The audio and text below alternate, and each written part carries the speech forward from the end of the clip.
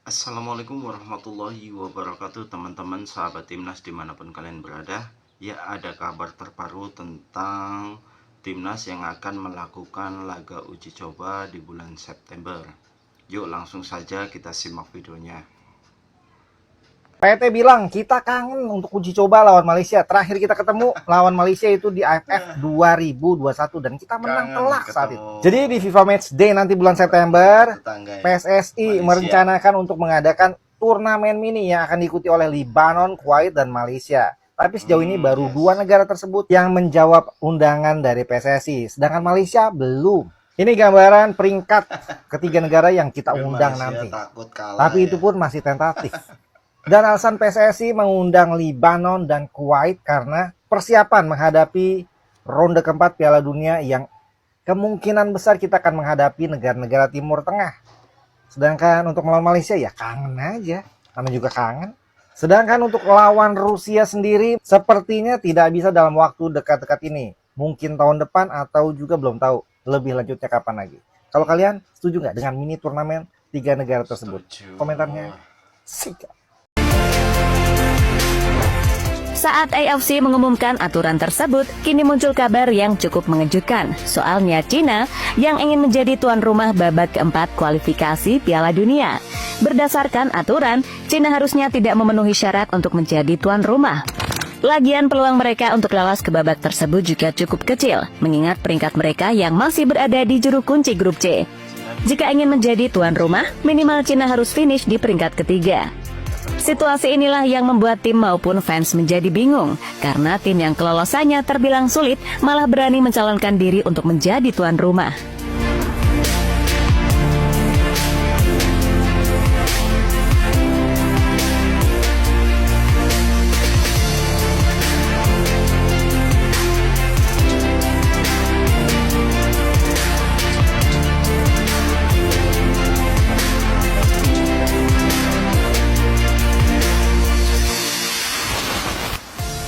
Indonesia ikut-ikutan bidding menjadi tuan rumah round keempat.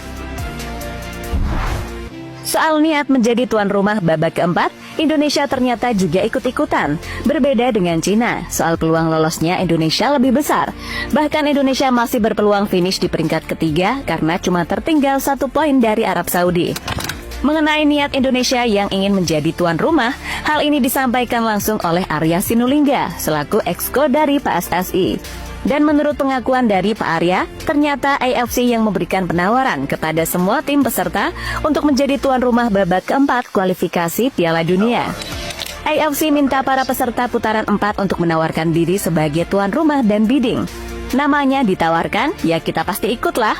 Tapi kan gak harus gembar-gembor ya, batasnya masih ada waktu nih. Kita akan coba, mudah-mudahan. Memang lawan-lawannya berat ya, ada dari Timur Tengah, mungkin dari mana gitu ya. Tapi ya kita coba, kita akan ikut bidding.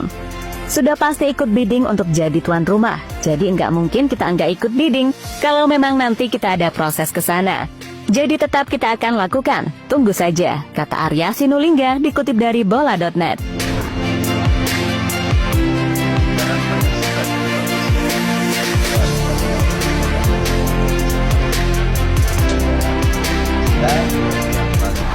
Jika nantinya Indonesia terpilih, maka mereka minimal harus menyiapkan 2 stadion berstandar FIFA. Untuk lebih gampangnya dan jaraknya juga dekat, Indonesia bisa memilih GBK dan Jakarta International Stadium. 2 stadion itu dirasa cocok untuk didaftarkan PSSI supaya terpilih menjadi tuan rumah. Namun PSSI juga harus bekerja keras karena masih ada beberapa masalah yang saat ini dihadapi oleh 2 stadion tadi. Untuk GBK, mungkin masalah yang paling umum adalah soal kualitas rumput. Sementara JIS adalah soal akses masuk dan keluarnya, yang sampai saat ini masih banyak mendapatkan keluhan. Ya, sebenarnya Indonesia itu banyak stadion-stadion yang bagus ya. GBK, JIS, Manan Solo, dan yang di Bali itu ya bagus. Tentunya perawatan khusus ya dilakukan harusnya. Negara Timur Tengah diprediksi tidak mau main di GBK. Jika AFC akhirnya memilih Indonesia menjadi tuan rumah di babak keempat, hal ini pastinya akan mendapatkan protes besar dari tim-tim Timur Tengah. Alasannya adalah karena tim Timur Tengah sebelumnya sudah sangat pede jika mereka akan menjadi tuan rumahnya. Entah itu di Irak, Uni Emirat Arab, maupun di Qatar sekalipun. Alasan mereka tetap kekeh supaya tuan rumahnya Timur Tengah adalah karena mereka sudah terbiasa bermain di sana. Lagian mereka juga sudah menyiapkan stadion terbaik yang bisa dijadikan venue pertandingan.